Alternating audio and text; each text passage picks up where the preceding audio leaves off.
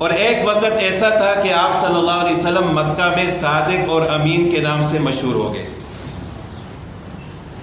یعنی آپ صلی اللہ علیہ وسلم نے نبوت کا اعلان نہیں کیا تھا، وہی نازل نہیں ہوئی تھی، لیکن اس سے پہلے اللہ تعالیٰ نے آپ علیہ الصلوۃ والسلام کو ایسی صفات عطا فرمائی تھی کہ مکہ کے مشرکین بھی آپ صلی اللہ علیہ وسلم کو صادق اور امین کہہ کر پکارتے تھے. تو آپ علیہ الصلوۃ والسلام کی اسی ایمانت داری اور سچائی کی وجہ سے حضرت خدیجہ رضی اللہ تعالیٰ عنہ، جو بھی مکہ کی وہ بھی بڑی مالدار خاتون تھی،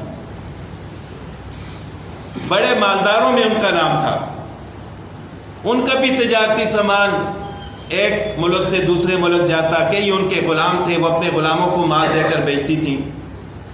تو جب انہوں نے رسول اللہ صلی اللہ علیہ وسلم کے بارے میں سنا کہ یہ نوجوان بڑے سچے ہیں، ایمانت دار ہیں، صادق اور امین ہیں، تو انہوں نے بھی ارادہ کیا کہ کیوں نہ میں اپنا مال ان کو دے کر، تجارتی مال دے کر شام کی طرف بھیجوں.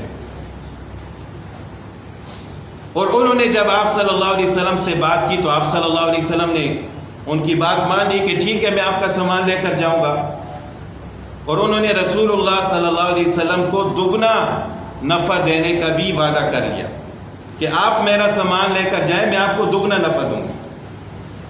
تو آپ صلی اللہ علیہ وسلم کے ساتھ ان کے غلام میسرہ جن کا نام تھا، وہ بھی آپ صلی اللہ علیہ وسلم کے ساتھ تھے. تو جب رسول اللہ صلی اللہ علیہ وسلم اور حضرت خدیجہ رضی اللہ تعالیٰ عنہ کے غلام میسرہ آپ حضرت خدیجہ رضی اللہ تعالیٰ عنہ کا سامان تجارت لے کر شام کی طرف گئے. جب شام میں پہنچے تو آپ صلی اللہ علیہ وسلم نے ایک درخت کے نیچے آرام فرمانے کی نیت سے تھوڑی دیر لیٹ کے یا بیٹھ کے، تو اس درخت کے بالکل سامنے ایک گرجا گھر تھا، وہاں ایک عیسائیوں کا راہب تھا یا اس کا عالم تھا ان کا. جب اس نے دیکھا کہ درخت کے نیچے کوئی شخص بیٹھا ہوا ہے تو فوراً اپنے گرجا سے باہر آیا، اور باہر آ کر حضرت خدیجہ رضی اللہ تعالیٰ عنہ کے غلام میسرہ سے پوچھا کہ یہ صاحب کون ہے، آپ لوگ کون ہو، اور یہ جو درخت کے نیچے خاص کر بیٹھے یہ کون ہے. تو میسرہ نے کہا کہ ہم اس طرح مکہ سے آئے ہیں تجارتی سامان لے کر، تو یہ ہمارے وکیل ہیں. وکیل کا مطلب ہے کہ یعنی جن کو سامان تجارت جن کے سپورٹ کیا گیا ہے، تو میں جن کا سامان ہے میں ان کا غلام ہوں. ہم دونوں سامان لے کر آئے ہیں یہاں سامان فروخت کرنے کے لیے.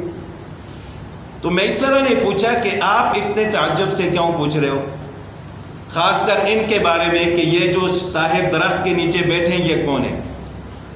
تو اس عیسائی راہب نے کہا کہ اس درخت کے نیچے آج تک نبی کے بغیر کوئی نہیں بیٹھا.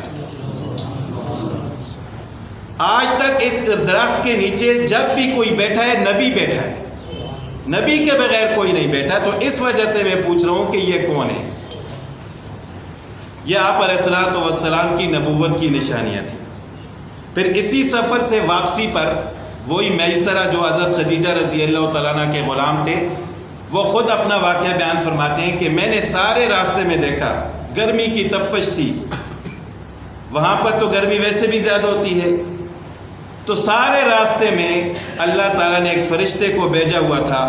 ایسے نظر آ رہا تھا کہ جس طرح آپ علیہ الصلوۃ والسلام کے سر پر ایک بادل نے سایہ کیا. تو یہ بھی آپ علیہ الصلوۃ والسلام کی نبوت کی نشانی تھی. ایک تو آپ علیہ الصلوۃ والسلام کا صادق اور امین ہونا، پھر اس تجارت میں پہلے سے زیادہ نفع ہونا، پھر آپ علیہ الصلوۃ والسلام کی ان صفات کا ظاہر ہونا. یہ ساری باتیں جب میسرہ نے آ کر حضرت خدیجہ رضی اللہ تعالیٰ عنہ کو بتائیں تو حضرت خدیجہ رضی اللہ تعالیٰ عنہ بہت خوش ہوئی اور بہت متاثر ہوئی کہ ایک نوجوان آدمی ہے اور اس کے اندر اتنی خاص صفات.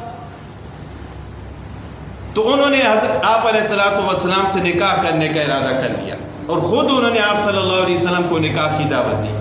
پھر آپ علیہ الصلوۃ والسلام نے اپنے چچاؤں سے، جتنے بھی چچا تھے ان سے مشورہ کیا تو حضرت حمزہ رضی اللہ تعالیٰ عنہ خود رسول اللہ صلی اللہ علیہ وسلم کا رشتہ لے کر حضرت خدیجہ رضی اللہ تعالیٰ عنہ کے گھر تشریف لے گئی.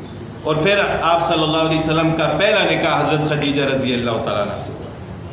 تو اس وقت آپ علیہ الصلوۃ والسلام کی عمر مبارک 25 سال تھی اور حضرت خدیجہ رضی اللہ تعالیٰ عنہ کی بعض روایت میں 40 سال آتی ہے، بعض میں 35 سال.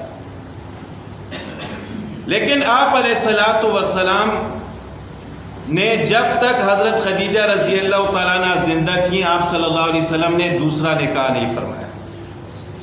یہ بھی ایک حضرت خدیجہ رضی اللہ تعالیٰ عنہ کی ایک خاص خاصیت ہے کہ عمر میں بڑی ہے، لیکن آپ صلی اللہ علیہ وسلم نے جب تک وہ زندہ تھیں دوسرا نکاح نہیں فرمایا. اور آپ علیہ الصلوۃ والسلام کی جتنی اولاد تھی سوائے حضرت ابراہیم کے، وہ ساری حضرت خدیجہ رضی اللہ تعالیٰ عنہ سے تھی. تو حضرت خدیجہ رضی اللہ تعالیٰ عنہ جب فوت ہوئیں تو اس کے بعد آپ صلی اللہ علیہ وسلم نے دوسرا نکاح حضرت عائشہ رضی اللہ تعالیٰ عنہ نے فرمایا. اور حضرت خدیجہ رضی اللہ تعالیٰ عنہ کی قبر مبارک مکہ میں قبرستان ہے جنت المعلیٰ، وہاں پر اللہ تعالیٰ نے دیکھنے کی توفیق بھی عطا فرمائی ہے، تو وہاں پر ان کی قبر مبارک ہے.